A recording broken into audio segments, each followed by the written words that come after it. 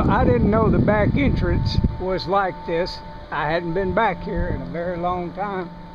And now I can see they're matching the same kind of entryway they got on the front and the side. Look at that big cooler. That is a chiller. That is what similar to very similar to what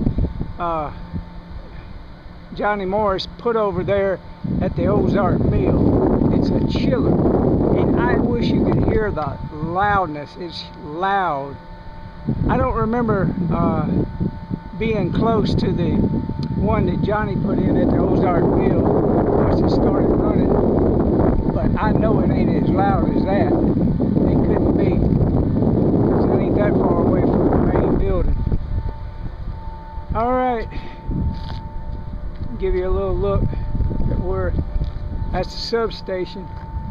So I'm at the back of the building, and it looks like the school board owns all of the whole building. So